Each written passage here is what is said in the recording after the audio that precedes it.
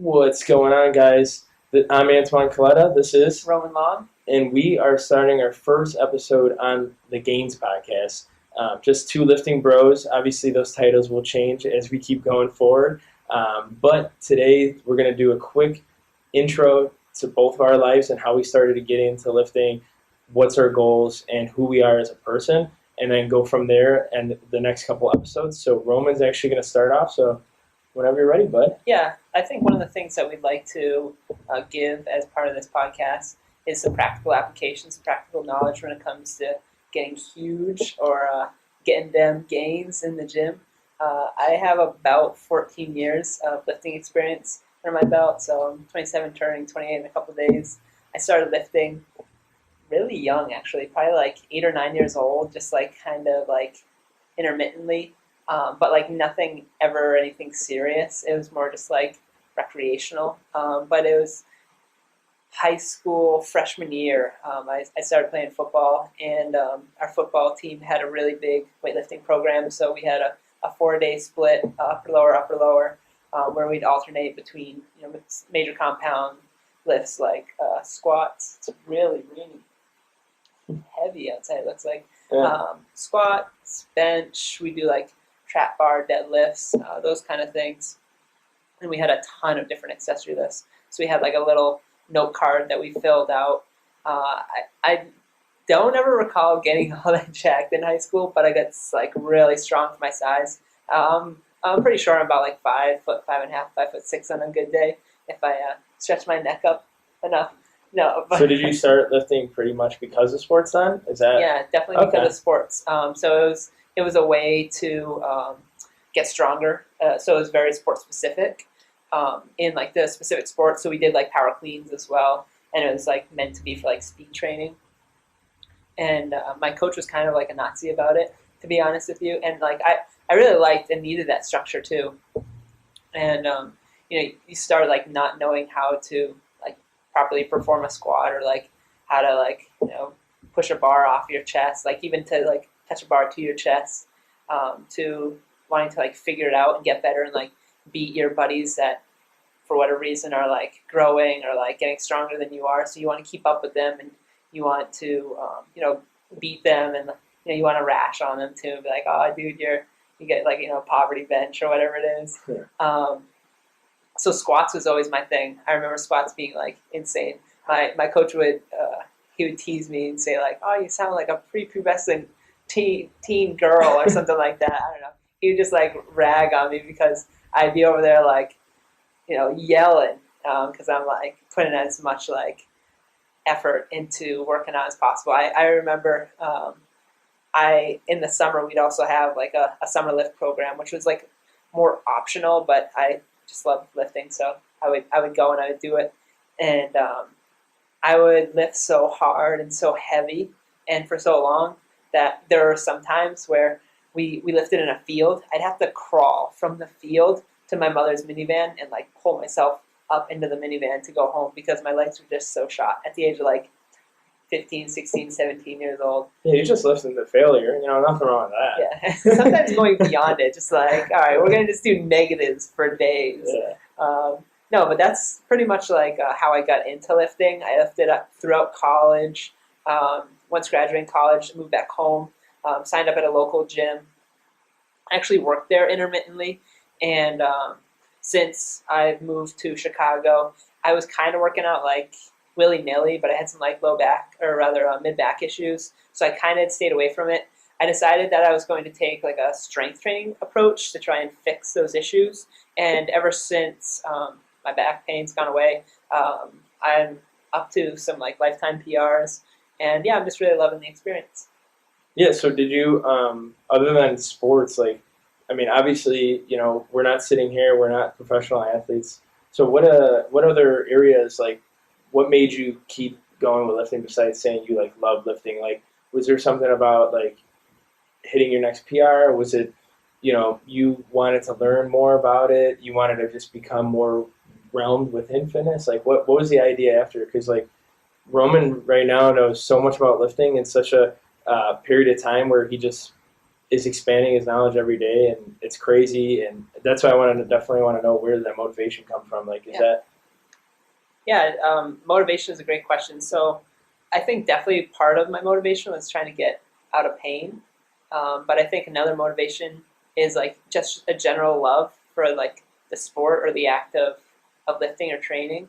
And then also I like seeing myself as a mentor, and like I've always loved like watching other people lift, but also like coaching them and encouraging them to like try different things, or if I see them like maybe doing something incorrect, and if I know their like their lifting history well enough, and they're willing and like able to accept advice and say like, hey, like it looks like your hips are coming up a little too fast on the squat, and it looks like you might have some imbalances here or there, or like you need to work on like intra-abdominal like pressure stability when you're coming up out of like the hole or something along those lines, whatever it might be. So I definitely have like a coaching and like training aspect that I really love. Like I love helping other people out, as well as myself, like coaching myself, like saying like, oh man, like I did really good on that lift, or I'm not maintaining tight enough on the bench, whatever it might be. Part of it is like getting out of like pain, but also like I really like the pursuit of strength too, and I see it as being so useful. There are just some things that I want to do in hopefully the near future, where I believe that strength is like the ultimate pursuit of being able to like unlock those life events that I'm hopefully able to like enter into and like succeed through. So you like pretty much like being like a detective, where it's like, hey, if I'm doing something wrong, what can I do to fix it? Or if other people are doing something wrong, what needs to be done? Or if I'm doing something right, how do I keep going? So that's pretty much kind of like what you were saying. Like, hey, I like the idea that you're really curious when it comes to that. Absolutely. Nice. What about you? What got you into lifting? What motivates you to come to the gym day in, day out? So a quick short intro / long intro, whatever you want to call it. So my name's Antoine. I'm 25 years old. I just turned 25. As well as I'm a little bit longer than Roman. Just 6'2". Right now I'm sitting at 192 pounds. I started getting into lifting in high school. I probably wouldn't say I was lifting longer than Roman, because the fact that I don't know if I can account those years as serious years. Because see, the thing is, when it came to like when I started lifting, it was when I was like 16, 17 years old. I mean, I went to a gym called Diamond's Gym, so it was like a brother company Gold Gym, and I saw the people, and I saw how strong people were, and I really got attracted onto that, and having muscles, the aesthetics of it, and also like the power of it. I think that's what got me into it. Also, like growing up, my father, he made me watch like all the Arnold movies, and for some reason, everyone, I hate to say it because everyone's main motivation and everything is Arnold, but he's like one key part, but there's a lot of other parts that I'd say that's more serious, because Arnold, I'd say, I bet Arnold's motivating to him, but not to say he got me into lifting. I think seeing my parents, my grandparents, kind of like what Roman was saying with like health in between people, and I think that's why Roman and I connect so well. I think physical fitness, no matter if you get into CrossFit, powerlifting, bodybuilding, I think that's going to be like your big part in your life in growing and getting those habits, getting your physical achievements as well as your mental achievements, your money achievements with health. I think that's like a main really big push when it comes to people, because the fact that a lot of people are living like unhealthy lifestyles. My family, my dad got type 2 diabetes. He's got a bad heart condition. My brother was seriously overweight, but my brother came from being over almost 300 pounds to now he's only 190 pounds, and all that motivation kind of pushed me through. And I'm also the youngest of 3 older brothers, so I'm the 4th child. So me wanting to be the strongest, the best looking, I always got attracted to that, because I always felt like the youngest, like I had to prove so much. I think that's why I got into it, as well as my dad used to be really into lifting, but because of the health injuries, like now he can't even lift like, over 5-10 pounds because of his heart. And, I think that's my main motivation when it came to starting lifting and all the science behind it. I was a big science nerd when it came to like high school and stuff because I was in honors science and whatnot. But see, the thing is, it pushed me to learn more about something else instead of like, plants, flowers, all that good stuff. I took that, loving to get knowledge and took it into my training. I was a personal trainer. I also am ACE certified. I am and did study the NASM personal training side of things. So kind of like my background with research, Roman and I listen to podcasts every day when it comes to lifting research, as well as we're doing our own studying when it comes to research within lifting. I do plan on getting more certifications when it comes to lifting base ideas, kind of like with lifting, nutrition, and things like that. So to bring it back on my intro to getting into lifting is, I took that motivation of my family and their unhealthy movements, and I took it upon myself. I actually competed in 2 bodybuilding shows, and one, I guess you would say, is an unsponsored. It wasn't a so serious powerlifting meet. Would you call that? I guess. Yeah, like a not so serious powerlifting show or meet. I would say, not a show. But the 2 bodybuilding shows I did 3 years ago in 2016, and I got down to a whopping 165, and then the other one I got down to like 160. So, obviously natural bodybuilding. I know a lot of people will say like, hey, that's a little too skinny, but, when you're talking natural, those levels of dieting is really necessary when it comes to natural bodybuilding. And you probably won't know it until you actually be there, or if you follow the natural bodybuilding movement. But I just loved it. I love the mental constraint, the physical constraint on competing. Bodybuilding, competitions, I wouldn't say is the healthiest. Obviously, we'll talk more about that later on with my experiences with bodybuilding. But the overall lifestyle and, better eating habits, better cardio, better lifting, I think that's what made me love it so much, because I couldn't diet for so long and still consider the factors when it comes to lifting, that I just stuck with it. And like right now, I still enjoy it. The powerlifting meet was really fun. Again, we'll talk about like lifting and meets later on. I'm assuming that's going to be one of the subjects later on and down the road. But I did like the idea of, hey, I can kind of eat what I want, not really worry about it. But that's why I like the powerlifting side of things, because they're not really worried. You're not really worried about when it comes to like eating and dieting. You're worried about what's going to get me the best food to fuel me to get those numbers and get to the next PR. Kind of like what a personal record, I should say, what a PR means too as well. Like Roman was saying, I do enjoy chasing those numbers. I am a numbers guy. I love math, and anything, no matter if it's competing and looking better for a next bodybuilding show or lifting the next big deadlift, squat, overhead press, bench, even if it's, a PR with reps, that doesn't really matter. I think that's what's something that keeps me motivated and keeps me interested when it comes to lifting, as well as getting better, moving around, being more mobile, and things like that. So I think getting into the motivation, that's how I've stuck with it so long, and where I am now. Right now, since I told you I did the powerlifting meet and the 2 bodybuilding shows, I am going to be doing that unofficial probably meets again next year in January.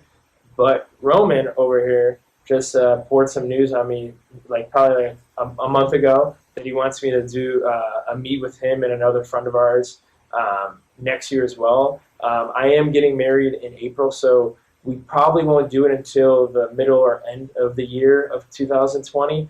I think that's going to be really exciting. I know Roman didn't mention it, but like I said, this is just like kind of like an intro of us, and I wanted to get you guys to feel like who we are as people. But we're definitely going to be talking about the powerlifting meet for next year. No meet, nothing selected yet. No, right? He's got. I think you got a couple in mind. You think? But it's nothing so much in stone. But we're definitely going to do one. Right now, I think for me, I do want to get more certifications when it comes to either training and nutrition. I really love the idea of, like I said, eating what's best for you, fueling your body, and getting you to that next goal. It doesn't matter if your goal is to walk 10 minutes more a day, if its goal is to get more, reps on your bench, more weight on the bar, lose 10 pounds. I love enjoying and helping people with that free content as much as possible, because the fact that, Roman and I are not getting paid on this. This is not our daily jobs. As you can tell, we're not even at the gym right now. So we're definitely, we're definitely go-getters when it comes to getting that education out to people. I really love talking about it. Roman and I talk about it so much that our coworkers hate it sometimes. Yeah. So we do this day in, day out. We listen, we read, and we educate ourselves as much as possible, and we train, 5 times a week. I think you train like 5 or 6 days a week now. 5 or 6, depending on how the body's feeling. Yeah, so I mean, we're avid lifters. That we've been lifting, I would say, since high school, and I would say stick around to get to know us. Do you want to add anything? What about what are some 2019 goals do you have, and looking the year ahead? What kind of 2020 goals are you starting to frame for yourself, so our listeners can kind of see where we're at, the progression and stuff? Yeah. Yeah. So right now, I after those bodybuilding shows, I did do a weight gain for 2 years, 2018. Now since it's October of 2019. Right now, since the wedding's in April, I did cut down to about 190, but my goal is probably by January, I'm probably going to get to 195, 190 to 198. I know it's kind of an odd number to say, but I don't want to gain too much weight because I still want to look nice and right for the wedding in April, because it's April 3rd next year. So I think until then, you're going to probably see a slight weight gain, but I'm probably going to dial it back when it comes to February, because of the fact that I do like the weight I'm at right now. I'm not too lean, but I'm not too heavy where you can't see any abs. And I think it's a very good recovering weight as well, because that's another thing about lifting is I don't even know if that's a term. I think I just made it up, recover weight. Yeah. Because when you're too lean, it takes a little bit longer than when you're heavier to recover. And I think I'm at that median where it's good and bad, because I'm not really in a maintenance calories. I'm not in a surplus. I'm sort of maintenance. I'm a little bit of surplus maintenance, but I'm not in a deficit. And I think this is a good time for me to kind of live here for a little bit. After the wedding, I think the next goal is going to be to keep continuing that weight gain until about, what did I say, 200, 205? Yeah, 205, 207, I think. Yeah, so yes, around a little bit, That's pounds. Yeah, under 210 pounds, I would say by the end of 2020, and kind of stay there. I don't like the frantic weight change. I don't think that's ever good for me, but I think that's going to be good for when it comes to lifting. I don't have any bodybuilding plans in the mix for a while, so you'll probably just see powerlifting from me for a great deal of time, and I'm not mad about it either. I think no matter what, Eric Helms says, the love of lifting doesn't go away, even though I might not do a bodybuilding show for another 2 years, and the last one was 2016. So yeah, I mean, if that's 4 years down the road, and I do one in 2021. I think Eric Helms, he did 2009, 2011, 2019. Yeah, so 9 years. Yeah, 8-9 years. So that's the whole idea too behind this podcast is you don't live for a short run. We don't talk detoxes. We're not going to be talking about how you can get fit quick. It's about the lifestyle. What Roman was talking about the whole time in this intro. It's what lifestyle is going to help people, what's going to help himself.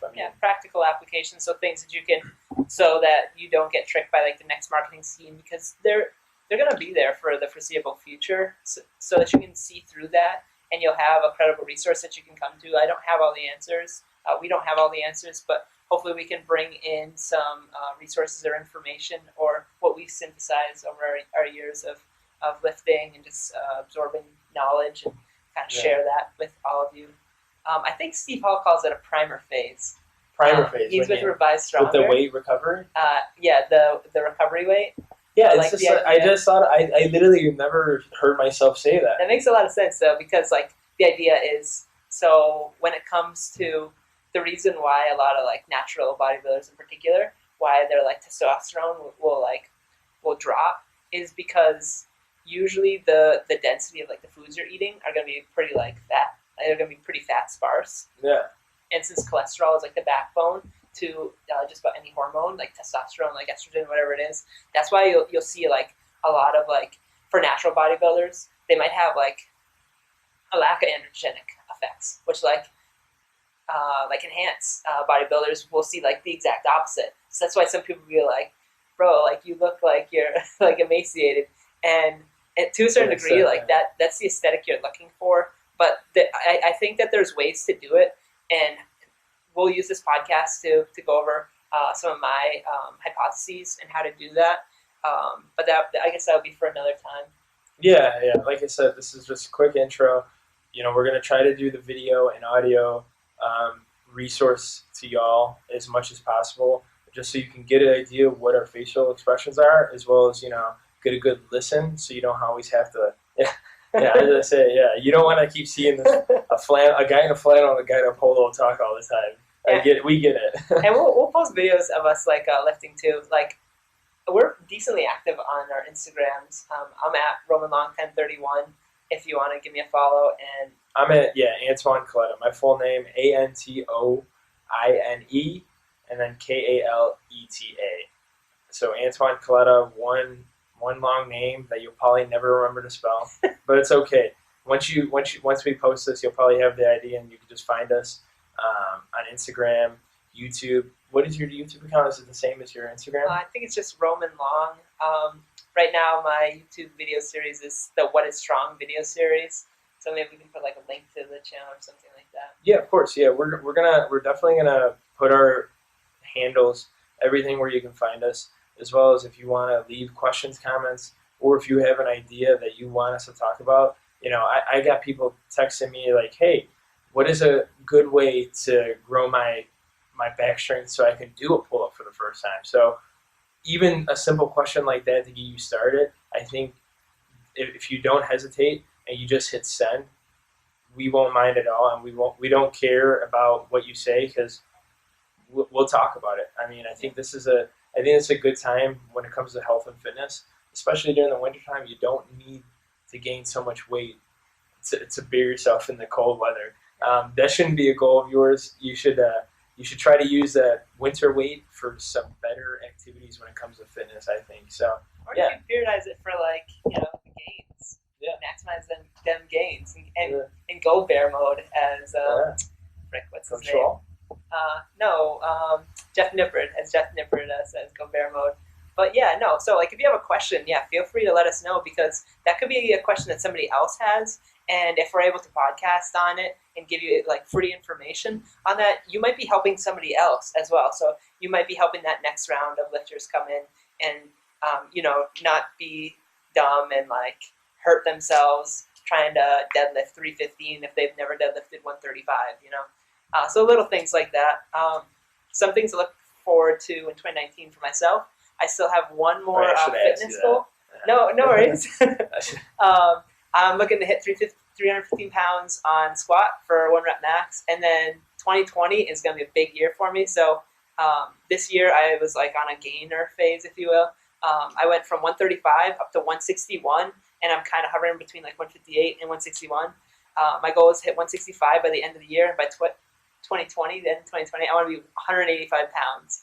As long as I stay between 10 to 15% body fat. So we can go over this in greater detail, but I've already like planned it out where I'll like have peaks and troughs, where gaining phase, I'll probably have like slight maintenance phase, small mini cut, and then just kind of do this throughout the year until I can hopefully get up to 185 for like the big three.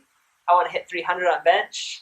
I'm going to hit 300 on bench, going to hit 400 in squat, and I'm going to hit 500 on deadlift at 185 pounds body weight. So those are some lofty goals. That's great. But those are some things to follow my journey, see the kind of things that I'm doing. And like same thing with Antoine. Like Antoine has a lot of great knowledge. Antoine's great because he's like not afraid to actually like invest in that information. I'm pretty like, much those Roman's test credentials. dummy when it comes to his training programs now, and it's totally fine. I've been around for a while, so I think trying new things, and I think his ideas are really good. So it's gonna be awesome. I think. Are you talking about like something like that? Yeah, no, but also that you're willing to buy books and like you have like multiple certifications. I do have my NSCA CET. Yeah, that's right. And I borrowed his book that I probably plan on getting certified in too.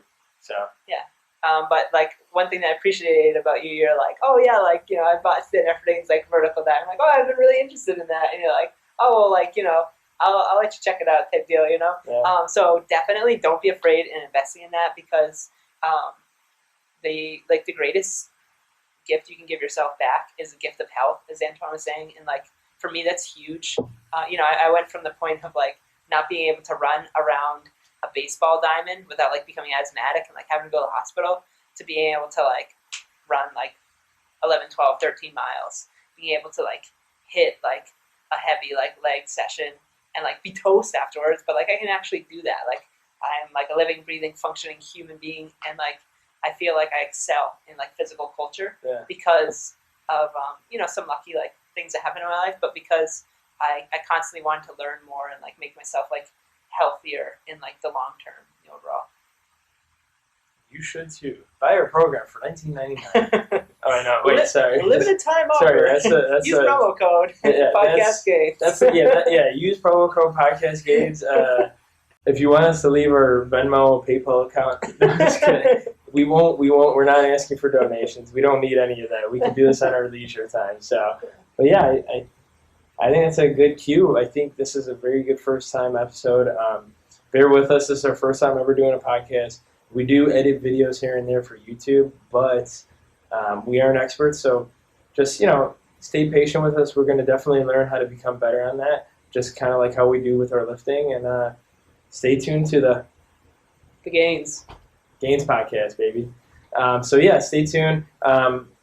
One quick mention, we're going to try recording earlier in the week, like a Monday, Tuesday, Wednesday, and then hopefully get everything out by Friday or Saturday before the weekend. So if you want to catch us, listen to us on the weekend or on your Monday morning commute, that would be awesome, I think. I think that's a great thing.